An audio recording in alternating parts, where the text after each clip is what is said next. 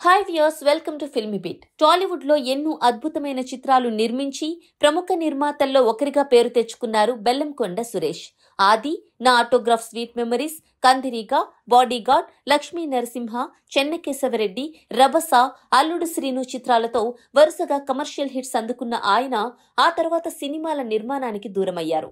భారీ చిత్రాల నిర్మాతగా, డిస్ట్రిబ్యూటర్ గా పవర్ఫుల్ గా ఎదిగిన సురేష్ కి ఫిలిం నగర్ లో మంచి నెట్వర్క్, సినిమాలపై పట్టు ఉన్న నిర్మాతగా ఇండస్ట్రీలో మంచి గుర్తింపు ఉండేది.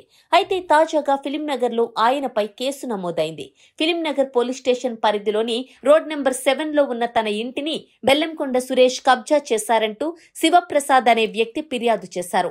కొంతకాలంగా ఆ ఇంటిని మూసివేసి బంధువుల వద్ద ఉంటున్నానని, ఈలోగా బెల్లంకొండ సురేష్, అతని అనుచరులు ఇంటి తాళం పగులగొట్టి లోపలకు ప్రవేశించారని శివప్రసాద్ ఫిర్యాదులో పేర్కొన్నారు.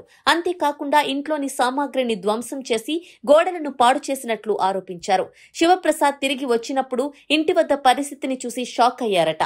వెంటనే తన సిబ్బందిని ఈ విషయంపై మాట్లాడేందుకు బెల్లంకొండ సురేష్ ఇంటికి పంపగా అక్కడ వాగ్వాదం తీవ్రస్థాయికి వెళ్లి దాడి ప్రయత్నం జరిగినట్లు శివప్రసాద్ ఫిర్యాదులో తెలిపారు. ఈ ఫిర్యాదు మేరకు పోలీసులు BNS 329(4), 324(5), 351(2) సెక్షన్ల కింద కేసు నమోదు చేసి దర్యాప్తు ప్రారంభించారు. ఈ ఘటనపై బెల్లంకొండ సురేష్ ఇంకా స్పందించలేదు. బెల్లంకొండ సురేష్ సినిమాల నిర్మాణానికి కొన్నేళ్లుగా దూరంగా ఉంటున్నారు. కానీ ఆయన పెద్ద కుమారుడు బెల్లంకొండ సాయి శ్రీనివాస్ హీరోగా స్థిరపడటానికి బలంగా ప్రయత్నాలు చేస్తున్నారు. అల్లుడు సీను, జయజానకి నాయిక, సీత, కవచం వంటి చిత్రాల్లో నటించిన శ్రీనివాస్ ఇటీవల భైరవంతో యావరేజ్, కిష్కిందపురితో బ్లాక్ బస్టర్ హిట్ అందుకున్నారు. ప్రస్తుతం ఫామ్ లోకి వచ్చిన ఆయన వరుస సినిమాలు లైన్ లో పెడుతున్నారు. చిన్న కుమారుడు బెల్లంకొండ గణేష్ స్వాతిముత్యం చిత్రం ద్వారా హీరోగా పరిచయం అయ్యారు.